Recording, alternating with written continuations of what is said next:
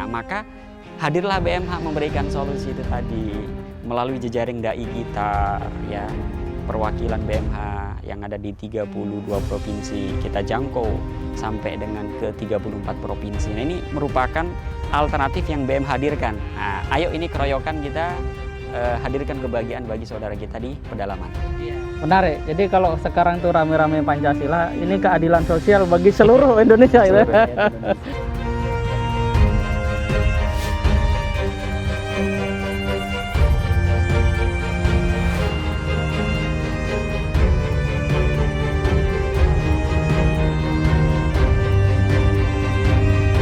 Bismillahirrahmanirrahim. Assalamualaikum warahmatullahi wabarakatuh. Pemirsa BMH TV yang berbahagia dimanapun berada. Kali ini saya mengajak semuanya untuk melihat tentang bagaimana program yang akan dijalankan oleh Lasnas, Baitul Mal Hidayatullah, BMH. Kali ini memang ada sebuah tantangan besar, dan seperti apa nanti sikap ataupun kalau bahasa yang umum ada istilah AKB, ya, adaptasi kebiasaan baru. Mungkin ada AKB, adaptasi kurban baru terkait dengan prosedur ataupun protokol nantinya. Dan di tengah-tengah saya sudah ada Mas Firman sebagai CPO BMH dan Mas Zainal sebagai Direktur Program dan Pemberdayaan BMH Pusat. Apa kabar semuanya ini? Alhamdulillah. Alhamdulillah. Sudah menjalankan AKB dengan penuh semangat ya?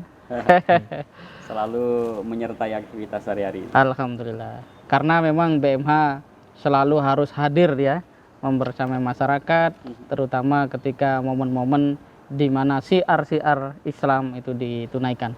Baik, saya mungkin langsung menyapa Mas Firman ini terkait tentang bagaimana sebenarnya yang disebut dengan raih kebaikan dengan total kurban itu. Ini mungkin sebuah ajakan yang mungkin kalau nggak ada pandemi itu masih orang oke, gue total gitu kan. Nah, ini ada pandemi, kita sama-sama ketahui bahwa tren untuk kemudian usaha ataupun bisnis ataupun katakanlah kestabilan ekonomi secara umum itu menurun. Nah, ini seperti apa Mas Firman? Baik, terima kasih Mas Imam. Ya, total kebaikan dengan berkurban ini adalah ajakan kita ya kepada para muslimin sekalian untuk benar-benar tetap memberikan nilai kebahagiaannya dengan total, walaupun dengan kondisi yang seperti pandemi sekarang ini. Kita tahu sekian banyak orang di negeri ini di PHK, dirumahkan, bahkan tidak memiliki penghasilan atau penghasilan minimal setengahnya, gitu ya.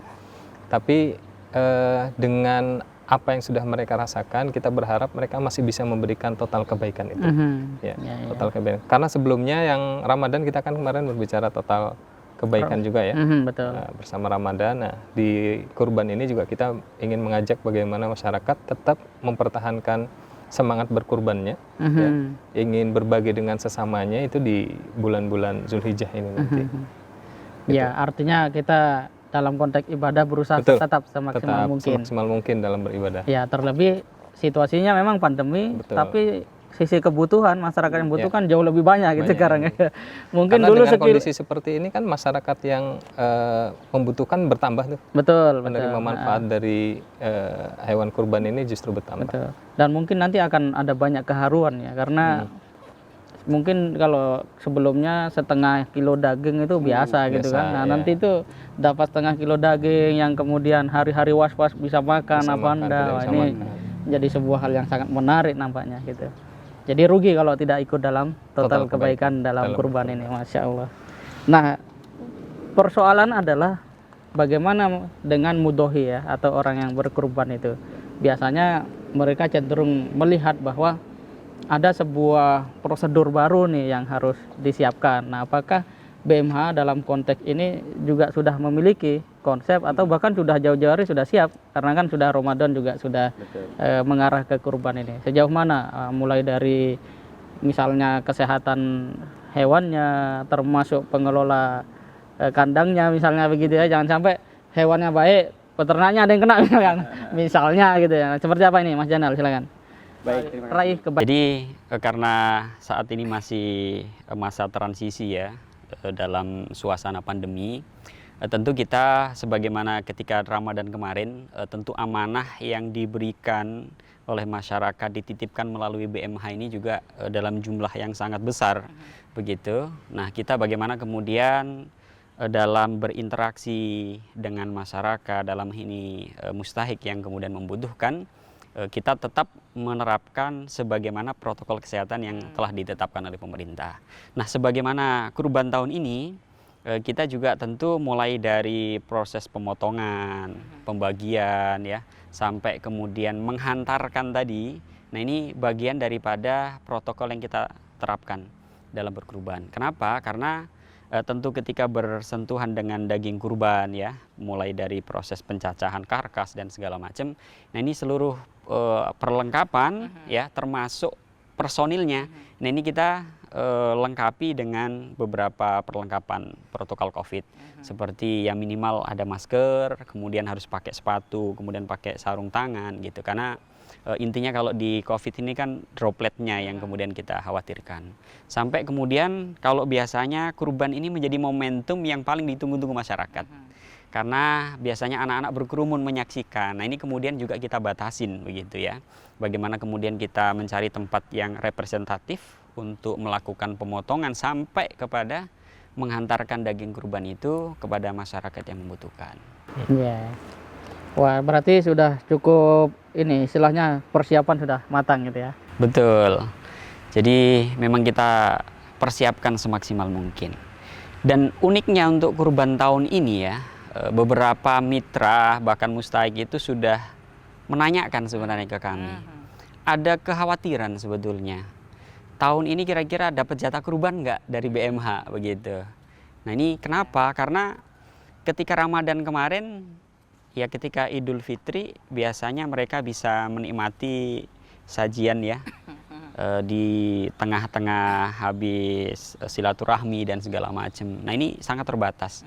Jadi daging kurban ini menjadi menu spesial yang dinanti untuk menggantikan kekurangan-kekurangan ketika mereka kemarin tidak sempat berinteraksi bersilaturahmi. Jadi kurban tahun ini sangat istimewa namanya. Sangat istimewa insya Allah. Luar biasa. Nah, ini Mas Firman, kan pandemi, kemudian kita sudah mengajak total kebaikan nih kepada para katakanlah mudhohi ya, atau yang memang sudah niat untuk kurban. Nah, kira total kebaikan kurbannya ini masih seluruh Indonesia nggak ini? Silakan Mas Firman. Ya, misalkan dari jaringan kita ada di 32 provinsi itu, nah, apakah seluruhnya juga akan mengadakan ini?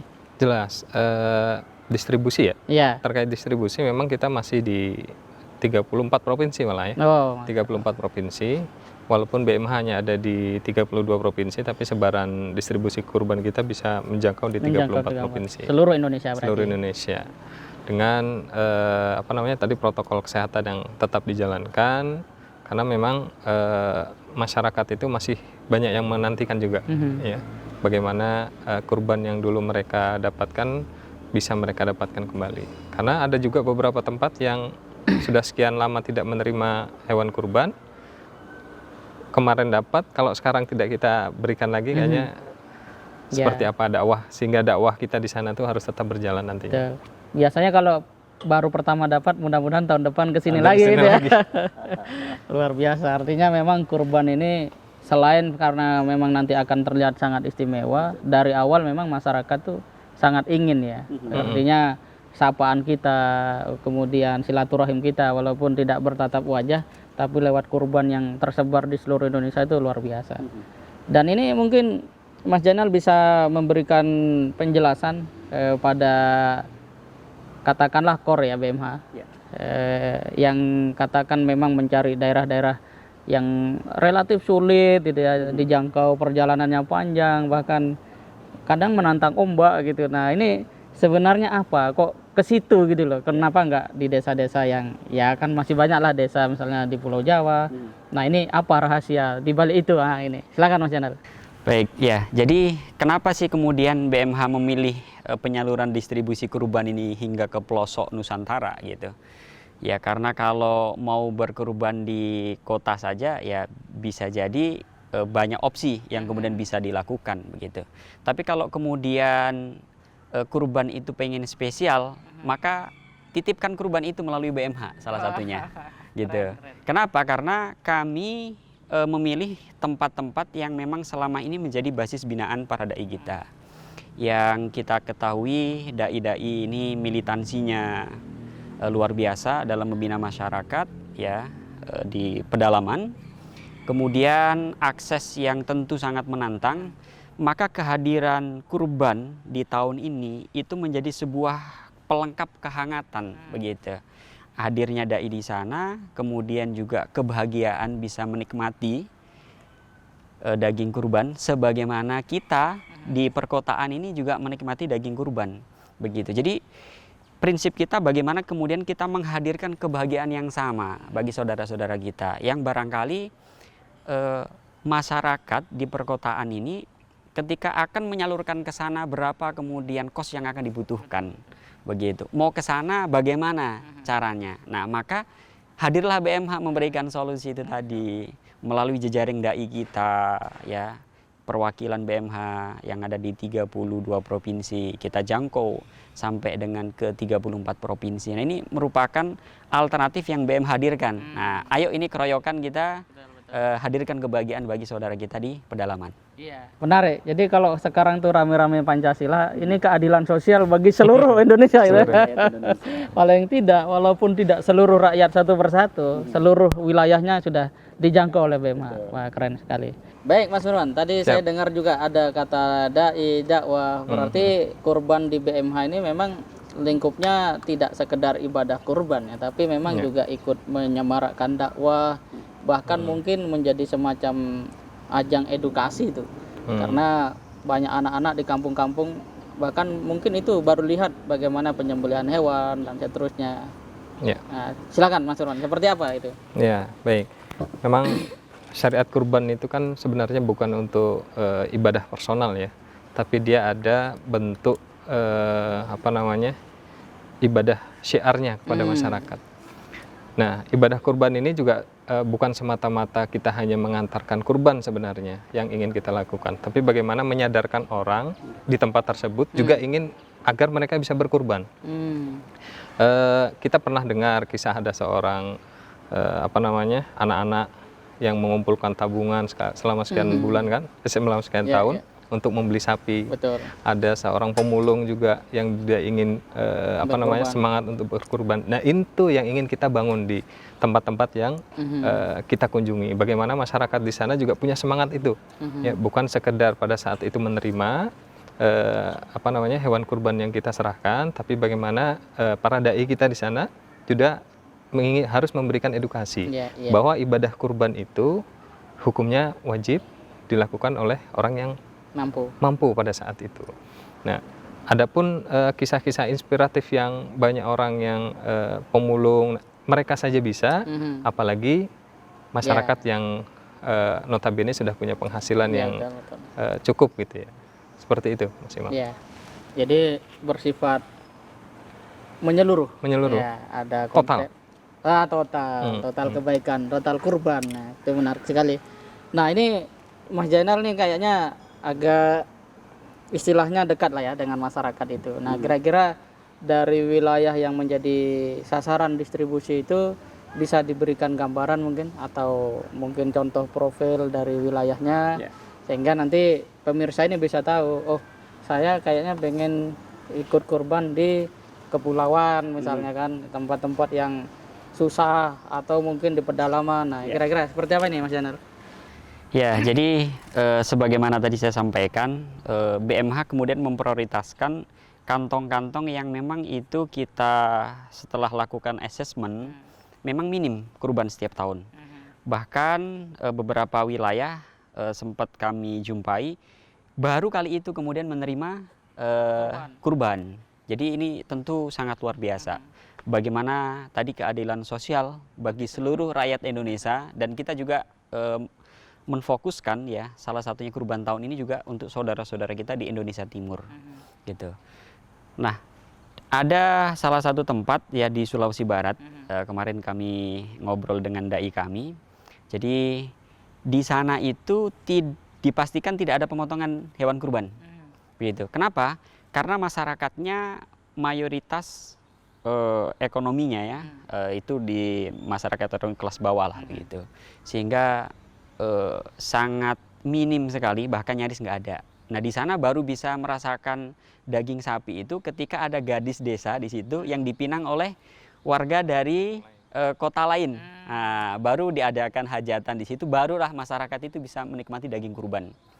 Beliau menyampaikan, saya ketika hadir ditugaskan di tempat ini untuk membina masyarakat, seolah-olah itu saya masuk ke mesin waktu katanya, masa lampau gitu. Ya, yang saya jumpai di tempat saya itu perasaan sudah 10 tahun di tempat saya, itu baru lihat sesuatu hadir di tempat ini begitu. Jadi seolah-olah memang benar-benar kayak masuk ke kantong Doraemon gitu ya. Jadi masuk ke mesin waktu masa lampau, menjumpai sesuatu tempat yang luar biasa begitu. Banyak hal kekurangan dari fasilitas jalanan, kemudian infrastruktur pembangunan, masya Allah luar biasa. Nah inilah yang kemudian kita harus kuatkan pada sisi kemudian dai yang ditugaskan ke sana, bagaimana kemudian semakin eksis dakwahnya, kemudian hadirkan kebahagiaan tadi yang sama untuk masyarakat yang memang sangat jarang menikmati daging kurban. Ya. Keren. Jadi dakwah sekaligus mencerdaskan kehidupan bangsa itu. Karena orang tidak pernah tahu menyembelih hewan kurban, Indonesia sudah merdeka mau 75 tahun ini. Wah, luar biasa. Dahsyat. Nah, ini Mas Firman terkait dengan misi jangka panjang mungkin ya, karena kan tadi total ya. Nah, kalau total kan nggak mungkin cuma saat itu aja kan. Apa istilahnya, semangat kita kan Sustainable Development Goal gitu ya, SDGs gitu ya, atau pembangunan manusia ataupun kebaikan secara berkelanjutan. Nah, kira-kira dimensi apa saja yang secara signifikan itu bisa membantu program-program jangka panjang BMH kaitannya dengan pembangunan yang berkelanjutan? Pembangunan manusia ataupun hal apapun yang memang selama ini menjadi concern BMH gitu. Ya. Semenjak SDGs itu dipublikasikan oleh PBB ya. Banyak lembaga-lembaga juga di dunia, bahkan di Indonesia juga ingin menerapkan itu semua. Dari 17 item ya, 17 item SDGs yang itu harus digalakkan. Nah, dari 17 item SDGs itu, BMH baru mungkin menggapai sekitar 11 item SDGs yang mungkin bisa diimplementasikan dari program-program yang kita miliki. Ya. Nah, kurban ini salah satunya adalah bentuk edukasi, ya, edukasi bagaimana ibadah kurban itu yang sesungguhnya itu seperti apa, cara memotongnya, bahkan mungkin masyarakat di sana perlu diedukasi juga tuh, bagaimana cara memotong yang benar, yang menjatuhkan menjatuhkan hewan dengan peri kehewanan gitu ya, peri kehewanan, tidak kan ada juga di masyarakat belahan tertentu ya, yang memotong hewannya itu dengan cara yang brutal ya. Tidak disembelih, ada yang ditusuk dari belakangnya ada yang lain sebagainya lah yang tidak islami lah ya. Nah, kita mengedukasi bahwa dengan pemotongan yang seperti ini hewannya, dagingnya yang dihasilkan itu jauh lebih sehat, lebih baik untuk dikonsumsi oleh manusia, dan edukasi yang lain, misalnya ibadah kurban itu dari sisi perjuangannya itu seperti apa. Orang yang tidak pernah memotong hewan itu berbeda. Ya. Orang yang tidak pernah melihat darah, ketika pada saat dia diajarkan bagaimana memotong dan melihat darah, itu berbeda. Dia punya semangat, tidak takut terhadap darah. Ya. Semangat jihadnya ini nanti harus kita bangkitkan ini. Jangan nanti kita ajak berjihad baru ngelihat darah aja udah pusing. Ada tuh orang-orang sebagian orang yang melihat darah itu udah, aduh nggak kuat sih saya ngelihat darah. Dan jihad di sini bisa juga jihad kaitannya dengan menjadi tenaga medis. Menjadi tenaga medis, betul. Karena ada juga sebagian orang kalau misalnya melihat terjadi luka, ada orang jatuh dari motor gitu ya, ada darahnya dia nggak sanggup gitu kan. Jadi penting juga menjadi sebuah ajang latihan gitu ya. Ajang latihan. Jadi kurban ternyata bisa menjadi simpul kalau bagi BMH untuk membuat sebuah gerakan itu berlangsung secara komprehensif dan berkelanjutan. Sangat luar biasa karena kaitannya juga bukan semata-mata konteksnya adalah transfer ilmu. Ya, tapi di awal mungkin memang kurban kita stok dari tempat lain. Ya. Nah, kemudian hari kita berharap bagaimana masyarakat bisa membudidayakan hewan ternak tersebut, ya.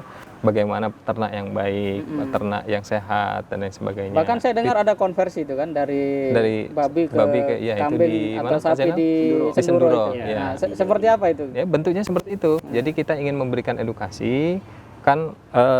Kita awalnya memang kurban di sana, terus ada dai kita di sana. Mereka lebih banyak memiara babi ya, untuk dikonsumsi ataupun dijual. Dengan dakwah dai kita yang masuk ke sana, babi-babi ini sudah dikonversi. Mereka diminta untuk beternak kambing, beternak sapi dan sebagainya. Dan saya lihat sapinya cukup berhasil itu. Berhasil ya, alhamdulillah. Cukup berhasil. Jadi kalau harapannya nanti kurbannya kita masih datangkan dari luar desa atau luar kota itu, kita berharap tahun depan ya bisa dari situ mereka kurban yang kita beli, mereka mendapatkan nilai ekonomisnya, harga hewannya juga berkualitas dengan mereka yang sudah memelihara sendiri dengan semangat dan lain sebagainya, dan dimanfaatkan, dikonsumsi oleh masyarakat sekitar lagi. Ini memang harusnya Menteri Pertanian melihat program BEMHA ini, sehingga program-program untuk pemberdayaan peternak gitu ya bisa diperluas dengan mengedukasi masyarakat desa yang mungkin secara pengetahuan masih perlu didukung, tapi sisi sumber daya alam kemudian kemampuan mereka cukup mumpuni lah ya. Gitu Justru karena sumber daya alam mereka yang melimpah, mungkin dari sisi kesehatan hewannya lebih bagus karena mereka makannya alami. Rumput masih banyak tersedia gitu kan. Beda dengan kita yang di kota, mau ngerumput bagaimana ini? Tembok semua. Masih ramah dengan alam. Masih ramah dengan alam. Masih ramah dengan alam. Nah, ini mungkin Mas Jainal bisa memberikan sebuah penguatan ya terkait dengan tadi sudah disebut Senduro. Mungkin ada kan kita sempat menyapa masyarakat dengan istilah suku terasing ataupun suku pedalaman gitu. Nah, sejauh ini dalam konteks 2020 masa pandemi, apakah suku-suku yang tadi selain Senduro itu juga akan mendapatkan perhatian atau setidaknya ada pendistribusian, bahkan mungkin ada progres apa ini dari kurban tahun lalu dengan kurban sekarang yang akan dilakukan? Baik, jadi karena basis binaan itu kita harus senantiasa kuatkan ya, gitu. Jadi perbaikan yang dilakukan terus-menerus. Bagaimana kemudian hadirnya dai ini benar-benar menjadi agent of change, perubahan masyarakat yang jauh lebih baik, begitu. Nah, seperti tadi Senduro, ini kan tadinya mereka mu'alaf begitu kan ya. Setelah mu'alaf, tapi karena biasa ngerawat babi, ini peternakannya masih babi begitu kan. Tapi meskipun dia sudah Islam, gitu. Nah, ini kemudian kita pelan-pelan kita konversi menjadi domba tadi, sehingga untuk penghasilan dari ternaknya bukan lagi ternak babi, gitu, tapi kemudian ternak domba. Dan hari ini mereka sudah memelihara sapi, ya kita berdayakan lagi. Ada sapi pedaging di sana yang kemudian kita berdayakan secara kelompok, mereka mandiri. Dan 2 bulan lalu, alhamdulillah sudah masuk masa panen dan penjualan perdana, begitu. Jadi perbaikan-perbaikan itu senantiasa hadir kalau kemudian ini banyak dukungan dari masyarakat. Nah, kurban pedalaman tentu di tahun ini masih menjadi prioritas bagi kami. Kenapa? Karena saudara-saudara kita yang ada di pedalaman ini membutuhkan perhatian yang tidak hanya kemudian kita hadirkan dalam bentuk bantuan-bantuan konsumtif begitu, tapi pemberdayaan, aspek edukasi ya. Nah, ini yang kemudian menjadi penguat gitu ya, untuk kemudian kita hadirkan perubahan yang jauh lebih besar.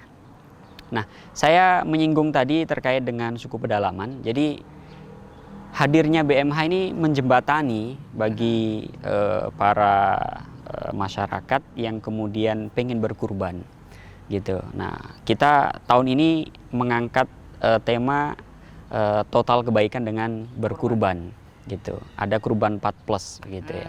Nah, kurban 4+ ini salah satunya ada plus dengan air bersih ya, kemudian UMKM, kemudian plus dengan beasiswa pendidikan ya, plus juga dengan sembako.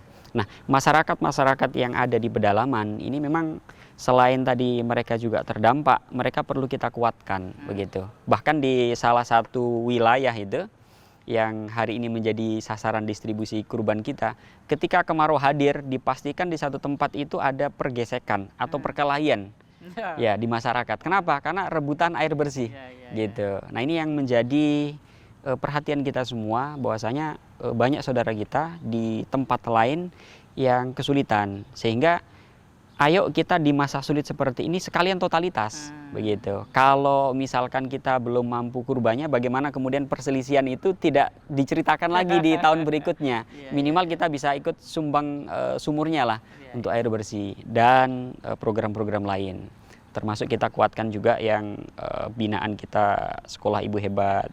Ya, yang kemarin ibu-ibu pada curhat ke kami, Pak, kami biasanya Lebaran itu produksi sampai ratusan bahkan ribuan toples makanan. Tahun ini sama sekali nol, Pak. Tapi alhamdulillah kita nggak pernah jatuh katanya. UMKM kita ini nggak pernah jatuh. Loh, kenapa, Bu? Ya karena kita ini sudah di bawah, Pak. Kalau sudah di bawah mau jatuh kemana lagi gitu. Nah, maka ketika mereka punya semangat untuk menghibur diri seperti itu, kita harus kuatkan. Nah, maka kita hadirkan kurban plus UMKM. Bagaimana UMKM yang tadinya nggak jatuh ini karena sudah di bawah, ya paling kesandung lah ya. Nah, ini ketindis ya. Segera bangkit begitu. Nah, ini ayo hadirkan kebahagiaan dengan total kebaikan berkurban.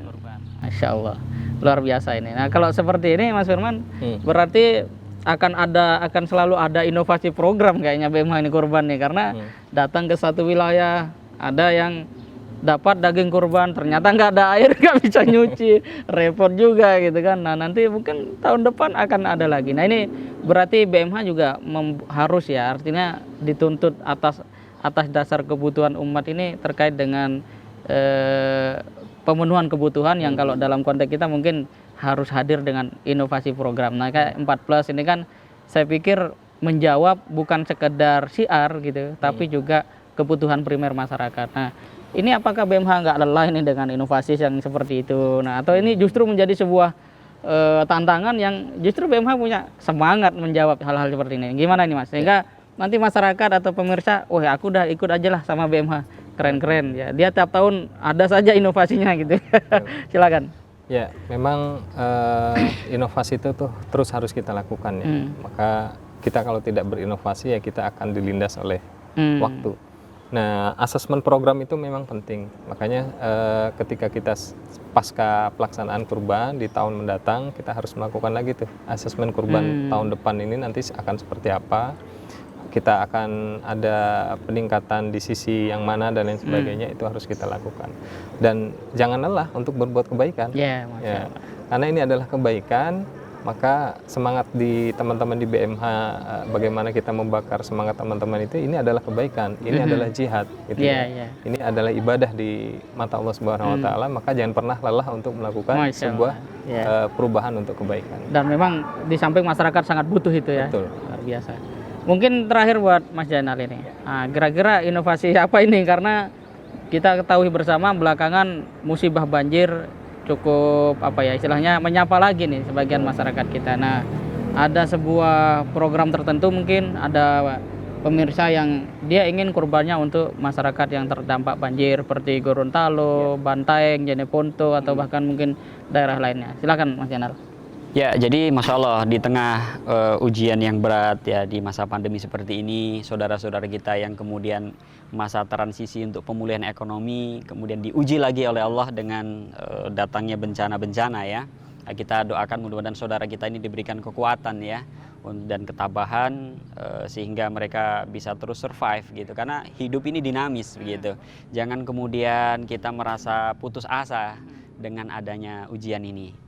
Kita kemarin juga langsung menerjunkan tim ya ketika mendapatkan informasi, karena BMH ini juga selalu hadir menjadi yang terdepan ketika terjadinya bencana di Gorontalo, kemudian di Sulawesi Selatan, termasuk di daerah Sultra ya, Sulawesi Tenggara, Konawe Utara, yang tahun lalu juga sempat ada banjir ya. Nah, ini kita hadirkan bagaimana kemudian kita kelola melalui dapur-dapur umum yang ada, karena biasanya kalau di pengungsian itu masyarakat ini tinggalnya kalau dengan saat ini memang dengan penerapan protokol COVID tadi ya di pengungsian tenda-tenda yang ada. Nah ini kita juga lengkapi dengan dapur umumnya. Nah ketika kemudian dapur umum ini kan biasanya ya kalau di momentum bencana kita tahu lah apa yang masuk kan, makanan instan ya semuanya serba instan gitu. Nah kalau kemudian ada pelengkap ya dari yang instan itu ada dagingnya. Nah, ini kan menghadirkan kehangatan lah ya, bukan hanya kemudian kurbannya hadir, tapi ada sebuah pesan bahwasanya kebersamaan dalam penderitaan seberapa berat pun ujian yang mereka terima, tapi ada perhatian dari saudara-saudara yang lain. Nah ini saling menguatkan. Dan untuk itu BMH sudah siap ya. Insya Allah selalu siap. Selalu siap, karena memang mau tidak mau untuk umat kita harus selalu terdepan, hadir. Pemirsa BMH TV yang berbahagia, kalau kita simpulkan dari ngobrol kita bersama Mas Firman, Mas Zainal pada kesempatan ini, kita dapat temukan sebuah fakta bahwa sekalipun Indonesia ya akan genap 75 tahun merdeka, pada kenyataannya masih ada ya saudara-saudara kita yang kurban saja itu belum pernah. Nah, apalagi melihat penyembelihan kurban.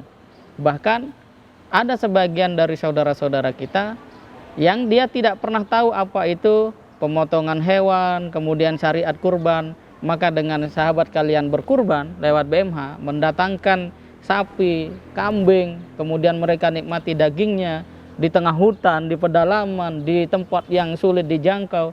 Betapa hati mereka akan bergetar, ya Allah, betapa Engkau berikan hadiah sapi, daging kambing yang Engkau datangkan dari saudara-saudara kami yang kami tidak pernah kenal, tidak pernah jumpa, dan sampai ke tempat kami. Subhanallah, menjadi bergetarlah hati-hati mereka, dan doa-doa mereka itulah yang akan insya Allah menjadi penyeimbang dan keselamatan bahkan kemajuan dari kehidupan kita semua. Amin. Dengan demikian, raih total kebaikan dengan berkorban harus menjadi tekad kita semua. Karena seberapapun pandemi telah mengurangi ya, katakanlah pundi-pundi ekonomi, pada saat kita memang masih berlebih, segeralah untuk berkorban. Karena berkorban terlebih melalui BMH itu akan menebar rahmat, bahkan dalam konteks konstitusi itu bisa mendorong ya perwujudan dari semangat menebar keadilan sosial bagi seluruh rakyat Indonesia. Demikian sahabat kalian pemirsa BMH TV yang berbahagia, semoga bermanfaat. Assalamualaikum warahmatullahi wabarakatuh. Waalaikumsalam.